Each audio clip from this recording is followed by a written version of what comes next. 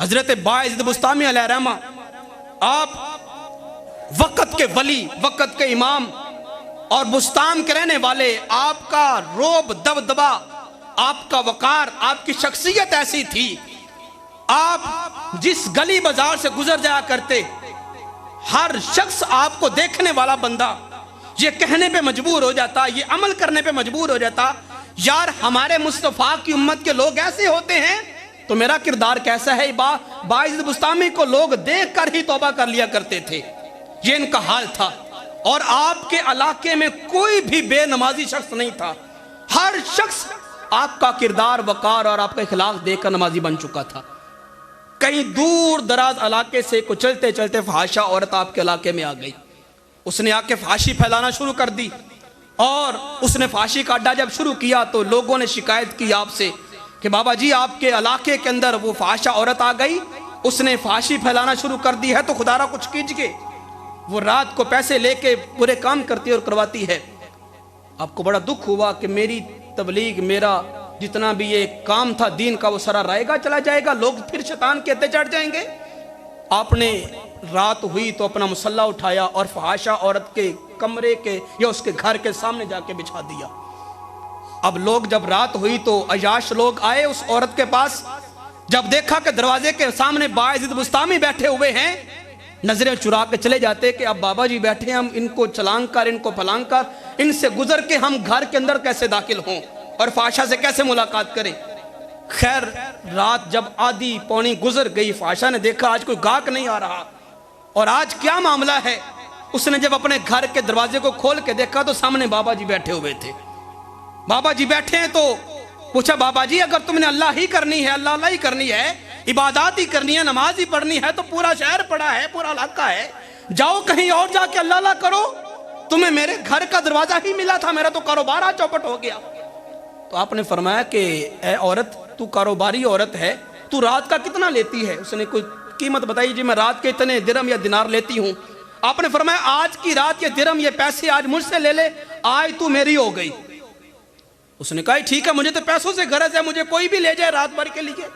تو خیر آپ نے وہ رقم اس کو ادا کی اور آپ اپنے مسلح کو اٹھا کے اس کے گھر کے اندر داخل ہونے لگے۔ ادھر گھر میں داخل ہونے لگے ہیں، ادھر پورا علاقہ دیکھ رہا ہے کہ باعزید آج فحاشہ کے کمرے کے اندر داخل ہو رہے ہیں۔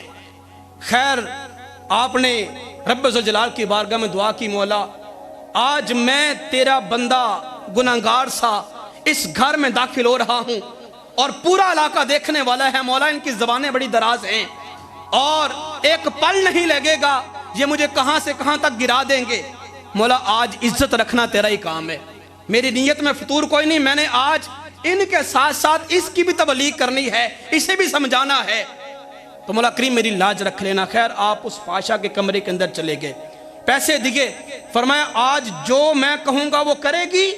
جی بابا جی جو کہیں گے میں تو وہی کروں گی۔ آپ نے فرمایا چل پھر جیسے جیسے میں کروں ویسا کر۔ آپ نے وہاں پہ وضو کیا، فرمایا تو بھی میرے ساتھ وضو کرنا شروع کر دے۔ جیسے آپ نے ہاتھ دھوئے، جیسے آپ نے چہرہ دھویا، جیسے وضو کیا، اس عورت نے بھی آپ کے ساتھ ساتھ وضو کرنا شروع کر دیا۔ فرمایا میں نے مصلی بچھا لیا ہے، تو بھی بچھا لے۔ اس نے بھی بچھا دیا۔ فرمایا آپ بول 2 رکعت نوافل بندگی خدا تعالیٰ کی، اللہ اکبر، اور نفل کی نیت سے 2 رکعت اللہ اکبر کہہ کے عورت کو پیچھے کھڑا کر لیا۔ کہا میں رکوع کروں گا تو میرے پیچھے رکوع کر لینا، میں قیام کروں گا تو میرے پیچھے قیام کر لینا۔ جیسے جیسے باعزید کر رہے ہیں ویسے ویسے وہ فحاشہ عورت کر رہی ہے۔ جب رکوع میں گئے، سجدے میں گئے، سجدے میں جا کے کہا سبحان ربی الاعلیٰ، اللہ کی تسبیح بولی، کہا مولا میں تیرا بندہ باعزید یہاں اس فحاشہ کے گھر میں آ کر اس نیت کے ساتھ آیا ہوں کہ مولا اس سے بھی تو راہ راست دکھا دے اور اسے اپنا مقرب بنا لے، مولا اس فحاشہ کو سجدے کی حالت میں لانا اور تیری بارگاہ میں جھکانا میرا کام تھا، اب اسے اپنا قرب عطا کرنا تیرا کام ہے۔ اور روایات میں یہ بات موجود ہے جب وہ عورت سجدے میں جا رہی تھی تب تک اس کی حالت نہیں بدلی تھی، ابھی تک فحاشہ ہی تھی، جب سجدہ کر کے سجدے سے اٹھی وقت کی ولیہ بن چکی تھی۔ حضرات ذوالفقار یہ نماز کی اہمیت ہے، یہ نماز کے فوائد ہیں۔ وہ ایک سجدہ جو تجھے گراں گزرتا ہے 1000 سجدوں سے دیتا ہے آدمی کو نجات۔ ایک دفعہ